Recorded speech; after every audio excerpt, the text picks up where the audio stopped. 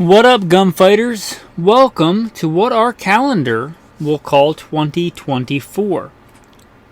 In the year of our Lord, 2024. Some 2,024 years after the birth of Christ. That's the important part, the birth of Christ.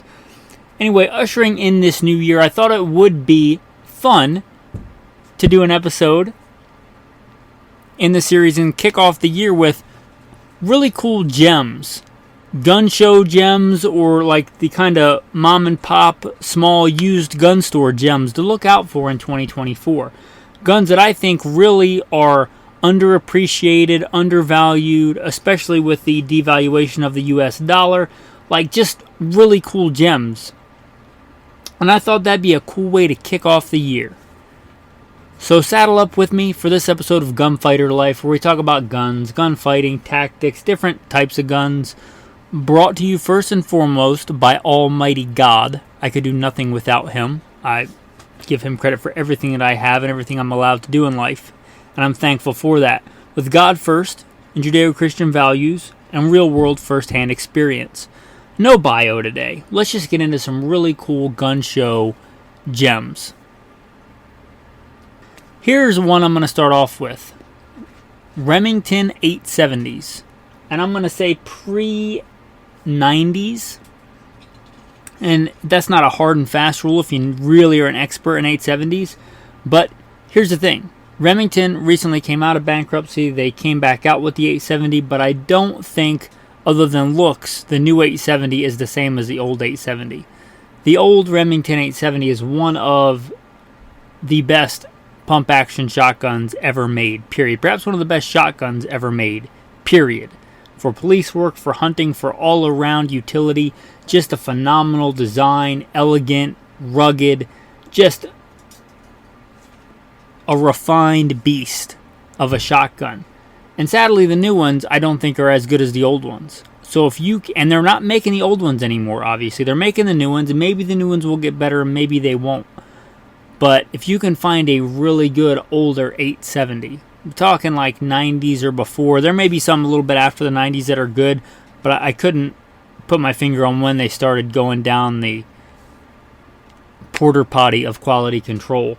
So let's say 90s and before. But if you can find a really good old 870 and some specific models, if you can find a Police Magnum, that's probably an awesome shotgun. Police Magnums, if you don't know, are made a little bit better, a little bit upgraded internal components.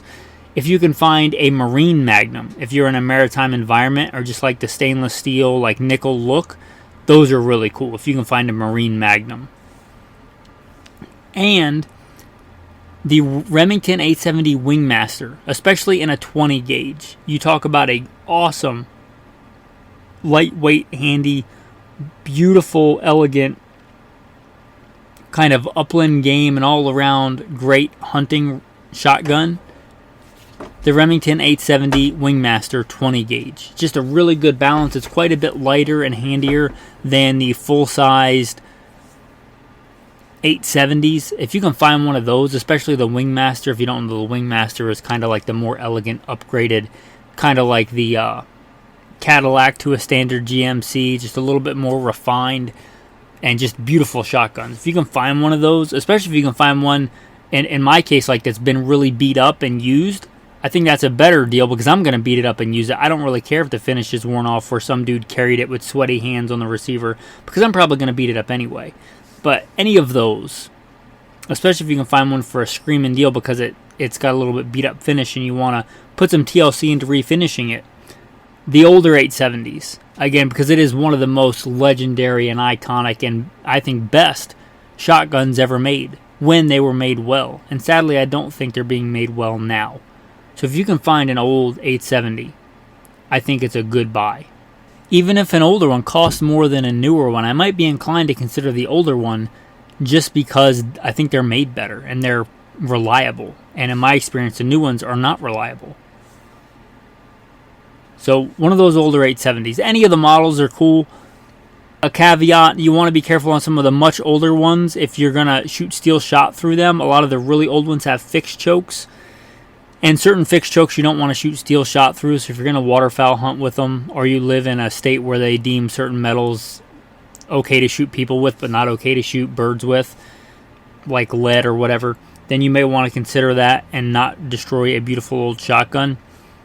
But even many of those older ones, rem chokes have been out a while. And that's the interchangeable choke system. Any of those should be fine, or a more open choke would be fine, or just getting the more expensive shot and not shooting steel shot, but getting a different kind of non-toxic. But even with that caveat, I still think a good thing to keep your eye out for. Here's another one. Marlin. They were actually, ironically, bought up by Remington, and then Remington went bankrupt. Now they're back, made by Ruger. And they're making some really good guns now. But this is about cool old used guns. They have not yet come back out with the Marlin Model 60. And if you don't know, for decades and decades, if you're fairly new to the world of guns, there was a big duking it out. Like Muhammad Ali versus Mike Tyson. Who's the champ between the Ruger 1022 and the Marlin Model 60? And I don't know if Ruger's going to come back out with, now that they own Marlin, or now that they've been a conglomerate, with the biggest all-time rival to their 1022, since they pretty much have the best 22 on the market. So I don't know if they're going to come back out with the Marlin Model 60.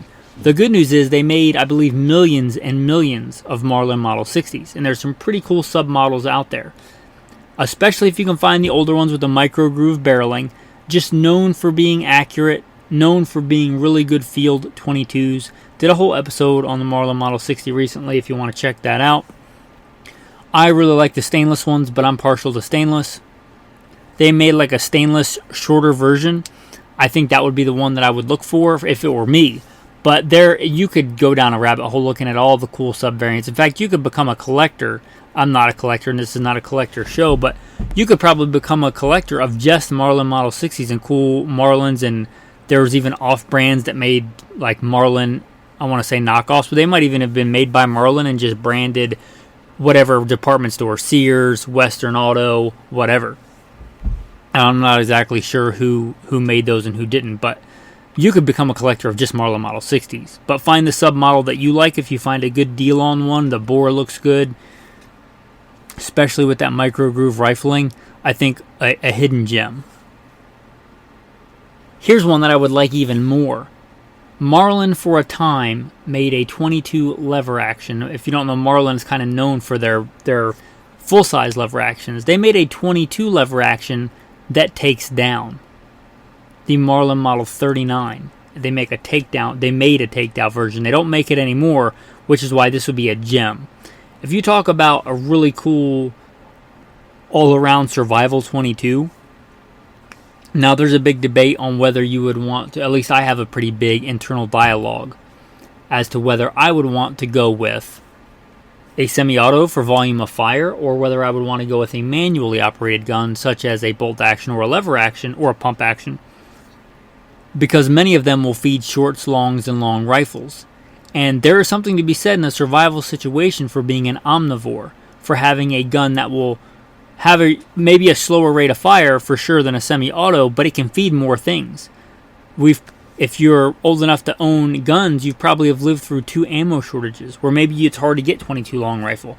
Heck, the ammo shortage in 2008, I remember stopping on my way to work, like several times, stopping at Walmart, just looking and hoping they would get 22 in so that I could get 22. And that shortage on 22 lasted for years. But if you had a gun that would shoot longs or shorts, you might more readily be able to get ammo. And in a complete collapse scenario, you may be able to find some of that ammo or get it for a much better deal, because most people can't shoot it, because most people today are running a semi-auto. So, anyway, there's a lot of advantage to those manually operated guns. And what makes this, I think, one of the best survival 22s of all time is it is a lever action. It's made with outstanding quality. I mentioned the kind of that sought after and legendary micro groove rifling, but it also is a takedown. There's a screw on the side and you take it down and it folds in half. You can put it in a pack, and you can see why that might be advantageous. So that Marlin Model 39 takedown 22, that, and now they're not cheap, and if you find one for a good deal, that's great, but they're not cheap. Again, if it's a survival 22 for me, look one that's a little beat up, look one where the bore and everything is good, and maybe the external finish is a little rough, but if I'm using it, I'm going to make it rough anyway. Let's be honest. So I think you can still get a good deal on one of those, even if they're not cheap like a Marlin Model 60, they're probably still worth it. Just a cool little thing to look for, and they're not making them anymore, and I don't know if they'll ever make them again. Talking about Remington a lot this episode, but one of the, I think, most practical rifles they ever made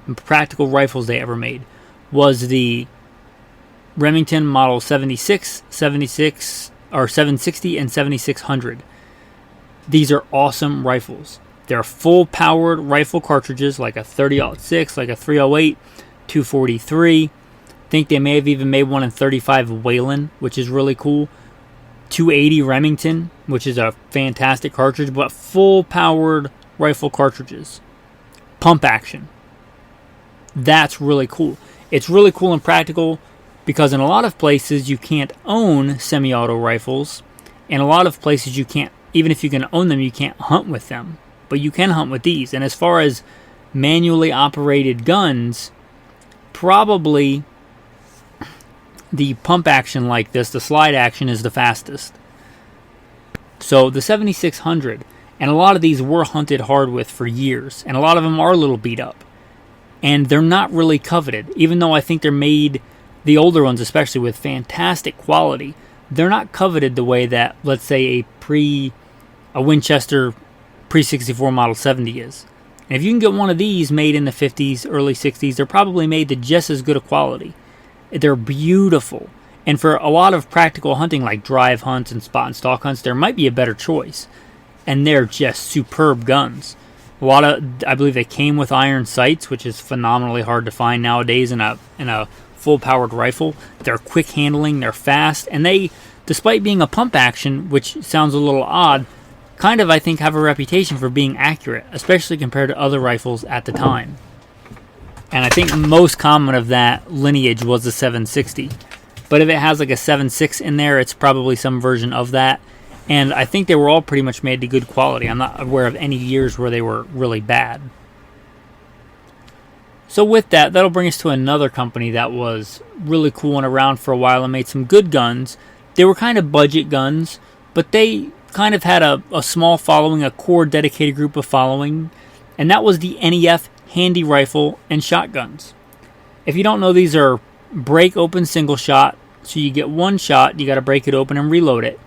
But what was cool about the NEF was they came in all kinds of really cool calibers. So that's kind of your hidden gem, because a lot of these cool calibers, they're not common in other rifles. And if you just want this one caliber for a specific thing and you don't want to drop a ton of money on a custom made rifle, maybe look for one of these NEFs, these NEF handy rifles. A couple of big ones stand out to me, and that's going to be the 22 Hornet or a 22K Hornet.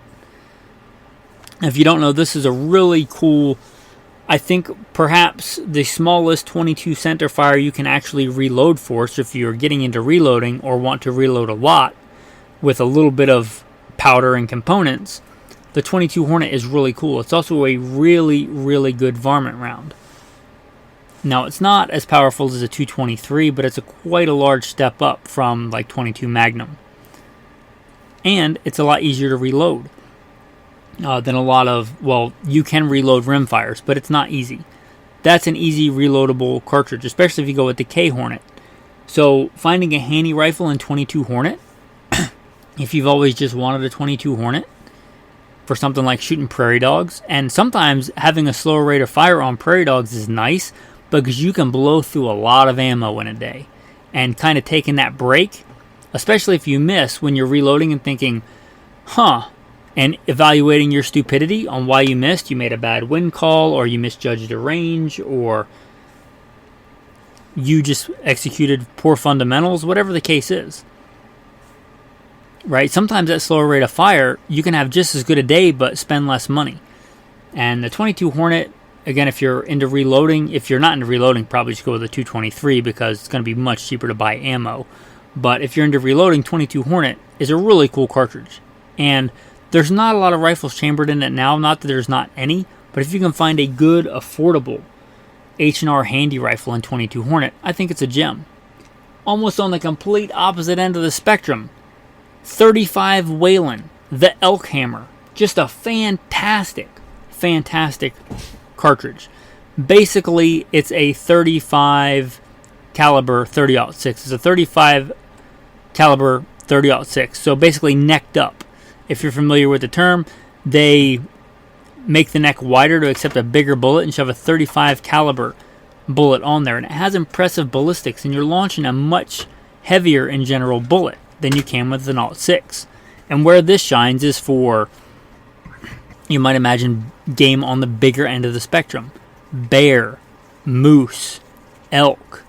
It's a fantastic cartridge for that. And if you want that cartridge, but you don't want to spend, $3 to $5 grand on a custom built beautiful bolt action rifle, and if you do want to spend that on that, that's fine. But if you're like, I just want to try out the 35 Whelen, but I don't want to get a crazy expensive custom rifle, I can't think of another way to get into a 35 Whelen and those kind of prices. So if you see an old handy rifle in 35 Whelen, then again, I think it's a gem. I did briefly mention their shotguns, and they made shotguns in, they may have made other gauges, but I know they made them in 4, 10, 20, and 12 gauge.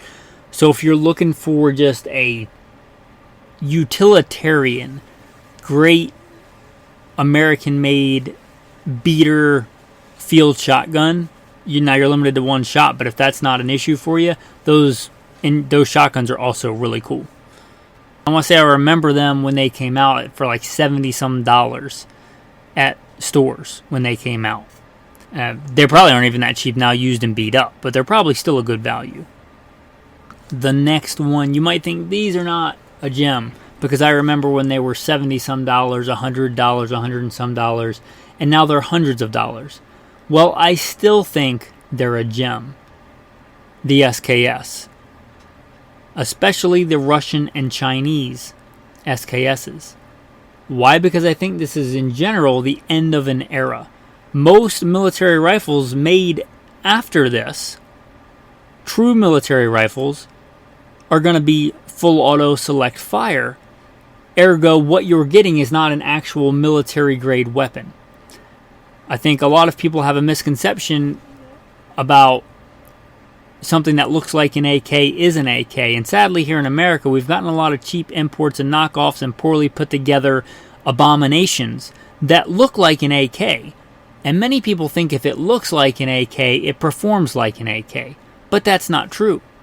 If I take a Ferrari and drop a Volkswagen Beetle engine in it, it's going to perform like a Volkswagen Beetle. And if I have a shoddy mechanic work on it, it's probably not going to perform as well as either one. It's probably not even going to perform as well as an actual Volkswagen Beetle because it wasn't assembled properly. And it wasn't meant to go together. A lot of the kits we had brought in this country, like none of the ones we have brought in this country that I'm aware of, unless it was a war bringback and a legit authorized Class 3 machine gun, is an actual military AK-47. Anyway, getting back to the SKS, the SKSs are actual military grade. The vast majority of them, like they were made by the Russians, by the Chinese for hard military use. And they're a phenomenally well-made, rugged, robust gun. They're still going strong, many of them with little to no maintenance, decades and decades later.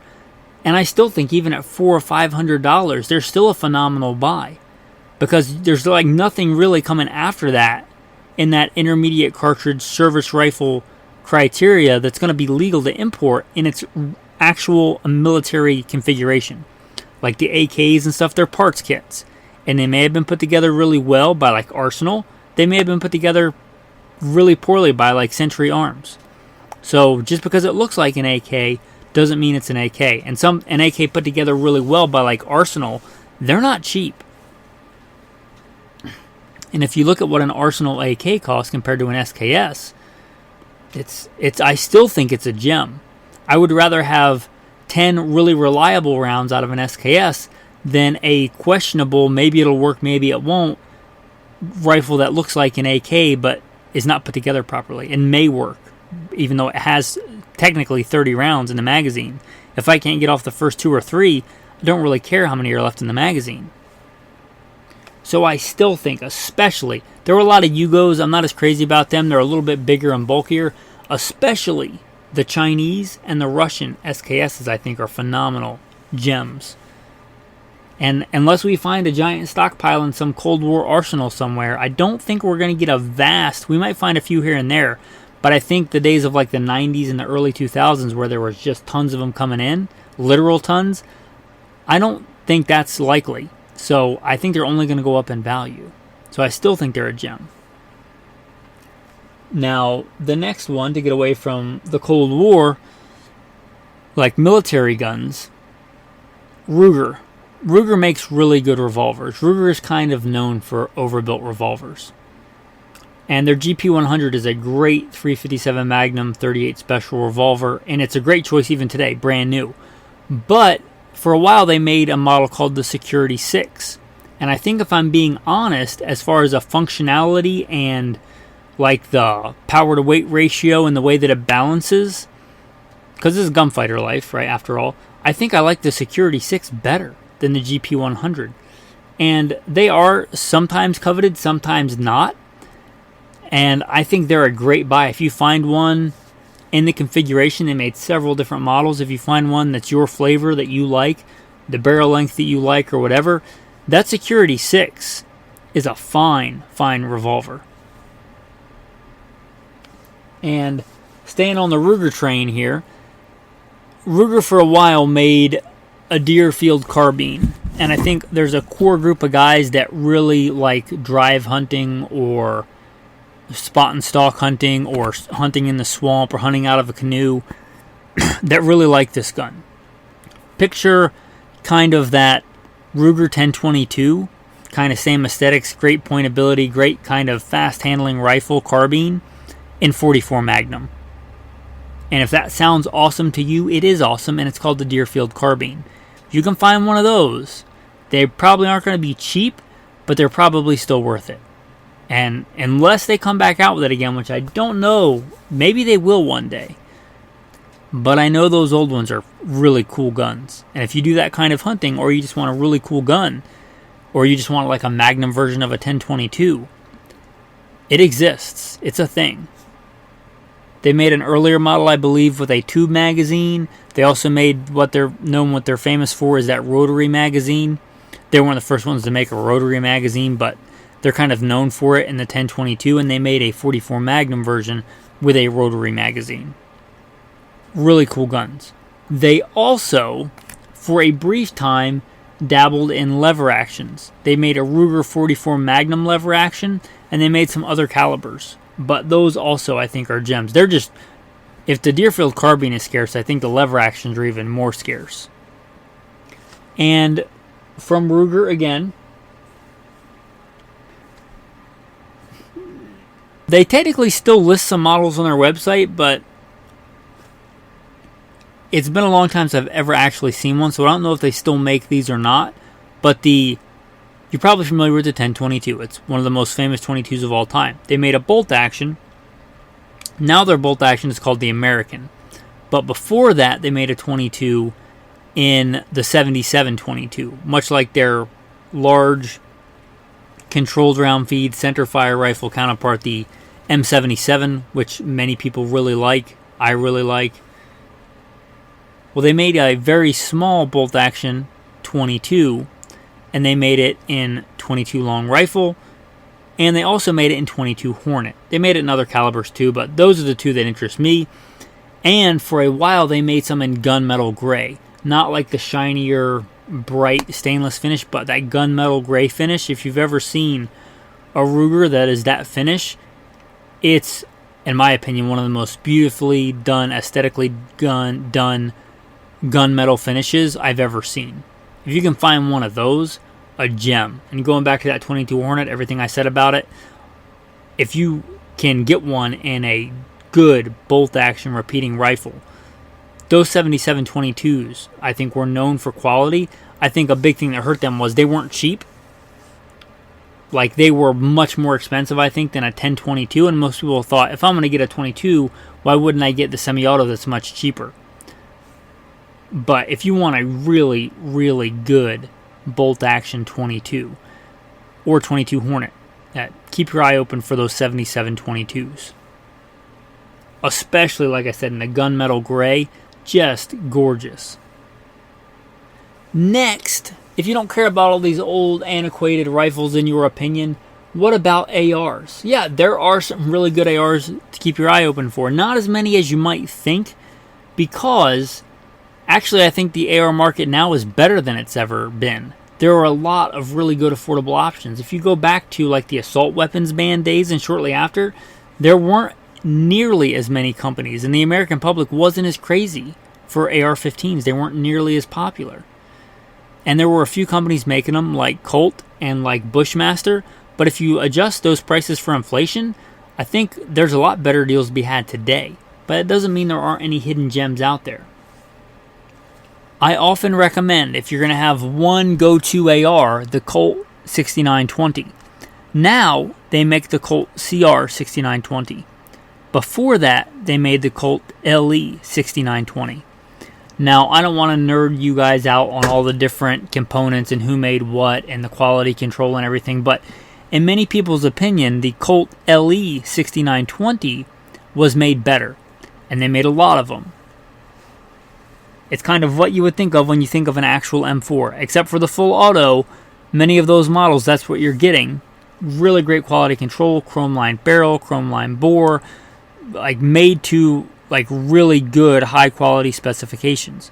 If you can find a Colt LE 6920, I think that's a gem, because they still make the 6920 and I still recommend it, but I think the LEs probably were made a little bit better.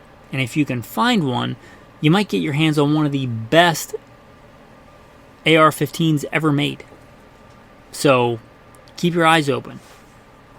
And rare, because everybody, I think, wants the government profile barrel, which is made for an M203 grenade launcher, which I don't understand why people want that, because if you're not running a grenade launcher, I don't know why you have that funky barrel profile, other than people think it looks cool because they see it in a movie or a video game or something. I don't know. But Colt did make a pencil barrel version. I know because I've seen one. And I kind of wish I had bought it. And I didn't. But they made everything I said about that, but lighter weight. Unless you're dumping mags on full auto, you probably don't need the extra weight of the government profile barrel.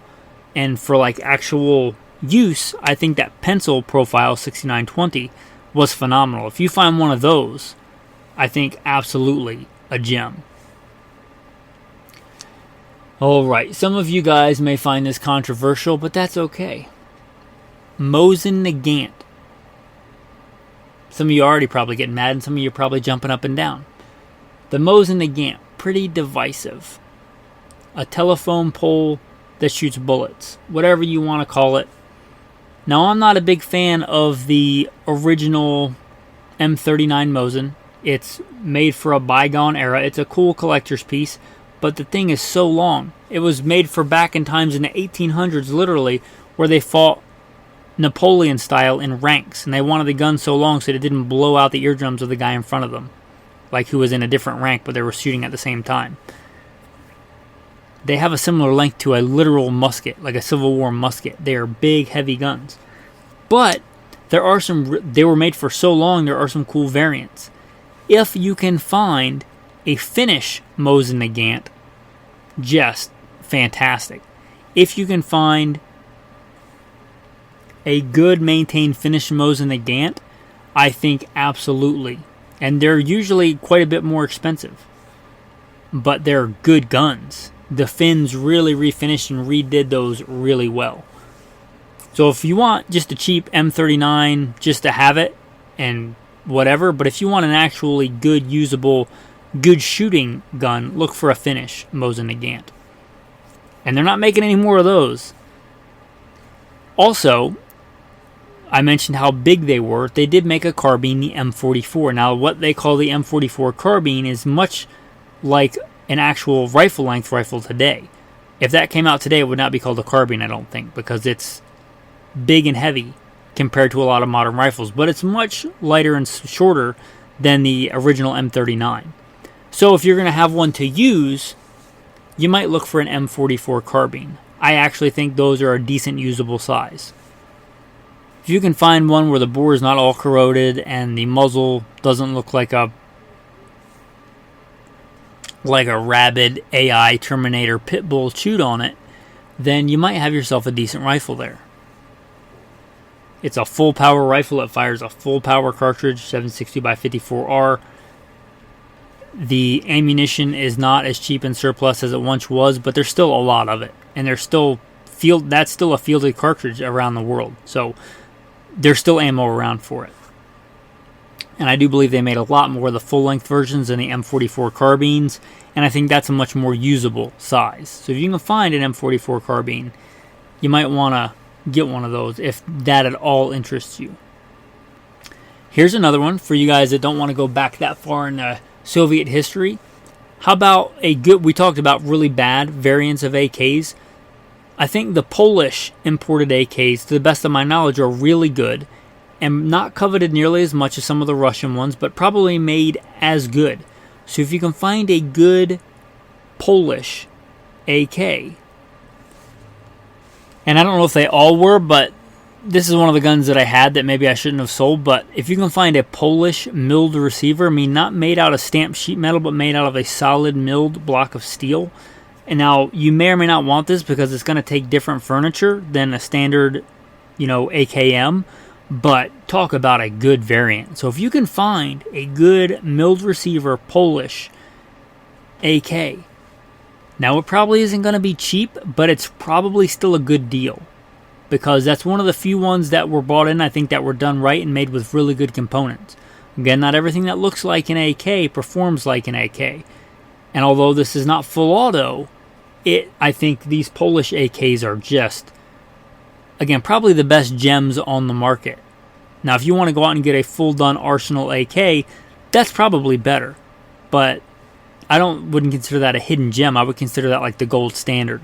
If you're looking for a hidden gem, one of those Polish AKs, milled receiver, just beautiful workhorses. And I think done right, imported well, and I think you'd be happy if you wanted like not just an AK to say you have one to throw it in your trunk and take to the range and just shoot an AK. Because any AK will do that, any AK variant, and if it has a couple malfunctions, who cares?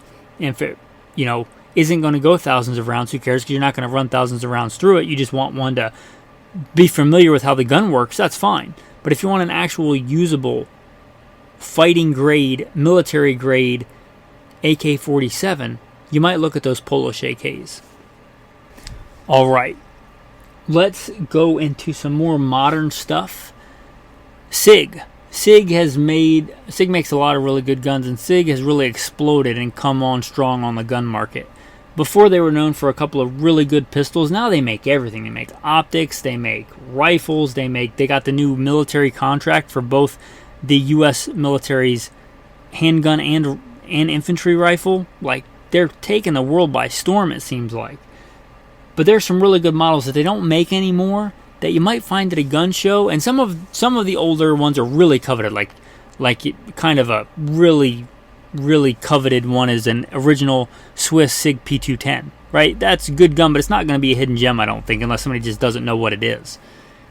But what I think is a hidden gem, one of their early 1911s, they still make 1911s, but one of the early ones they made, I think, was also one of the most beautiful 1911s ever made by humans. And I like 1911s. But they made the GSR. I think that stands for Granite State Range. If you don't know, 6 hours in New Hampshire, their training academies in New Hampshire. The Live Free or Die state, of which I lived briefly for a while. But they made the GSR 1911. And I don't think they're coveted. They're probably not going to cost any more than one of their new 1911s. And again, I think, because they have a slightly different aesthetic, I think the Sig Sauer, anyway, you might want to look up a picture of them, but the Sig Sauer GSR 1911s, again, perhaps one of the most beautiful variants of a 1911 ever made. And I don't think they're going to cost a lot more than a new SIG 1911, which are also a decent buy. But the GSR, just everything about it seemed to be put together well. It was just a beautifully stunning 1911. Also, just a brief aside, if this is your thing, really cool, SIG did make for a brief time, and I don't think it was a GSR, it was probably some other model, but they made a 357 SIG 1911. That's cool. Alright, another SIG model that I don't think was coveted, but was perhaps one of the most practical, ahead of its time, really, really good carry guns. A micro 9mm before those micro 9mm were cool. The SIG 290 and 290 RS. I think what hurt it, again, I think it was ahead of its time. But if you want like a micro 9, but you want one that's metal on metal, more like a, I don't want to say like a 1911 because it's a different operating system. It's a double action gun. But metal on metal, hammer fired, just, if you're good with a double action trigger, exquisitely accurate, built like a tank, but still micro sized. And again, these I don't think are coveted at all. You might be able to get one for a really good deal. But the SIG 290 RS, I think a gun so far ahead of its time that it got discontinued before it would have been popular. I think if they would have released it in 2024, people would be like, wow, look at this revolutionary, cool, new Micro 9. But it was released a long time ago, and I think it died before Micro 9s were the new hotness. But I actually used to own one. Again, one of the guns maybe I shouldn't have gotten rid of. One of those guns that, like, on paper something else looked better, so I traded or sold it and got something else. But they're really, really good guns. I don't know if I ever had a malfunction with that gun. They are phenomenally good guns. And they're kind of cool because they have this really funky, giant, funnelable barrel at the end.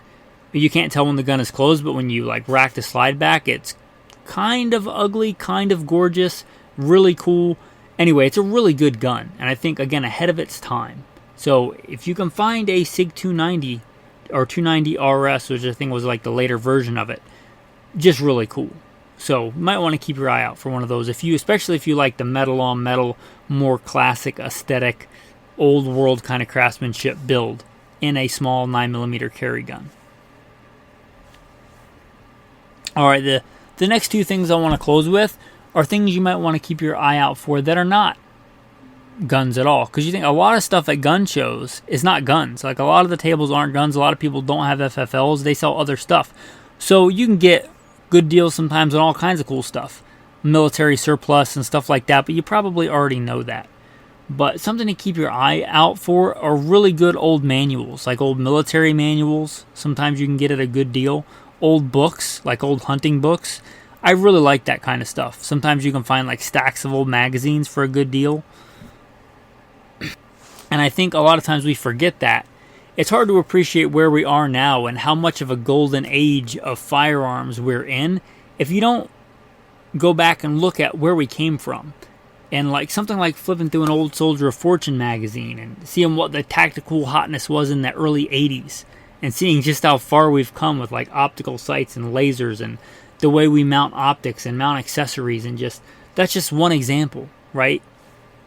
Go look at an old hunting magazine and see all the giant deer they took and everything, and realizing that they didn't need all these new hot whiz-bang calibers like a 7 PRC, and they didn't need the latest Gucciest camo. They could do it in a red flat flannel shirt if they were patient and quiet. Right? Just remembering that is a good lesson in and of itself. So some of that older literature of whatever flavor you're into can absolutely be a great deal. And sometimes more valuable than a gun, because knowledge can be really, really valuable. Also,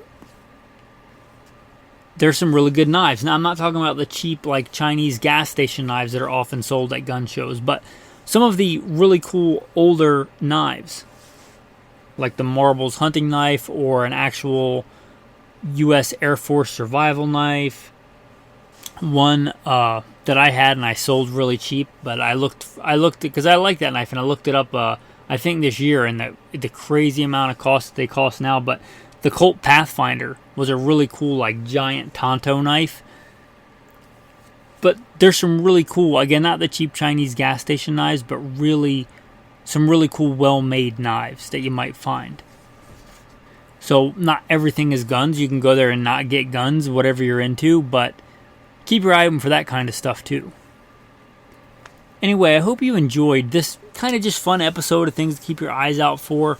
Love to hear your thoughts on it, especially if you listen on Spotify. There's a thing on there to ask me questions, but you can just post on there what you think is a great hidden gem at a gun show, or maybe something you scored that was a really good buy at a used gun store or a gun show, or again, something you think that I forgot.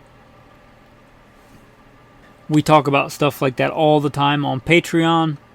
There's a whole other world on Patreon that if you're just a listener, you have no idea of all the cool stuff. That there's a lot of insider-only episodes, insider-only content that comes out on Patreon. So if heretofore you're not a patron, you're missing out on a lot of cool content. So consider becoming a patron. There should be a Patreon link in the show notes. And if you don't want to become a patron, you don't want to contribute to the podcast that way, here's something I'm going to try for a short time, see how it does, see if it bears fruit.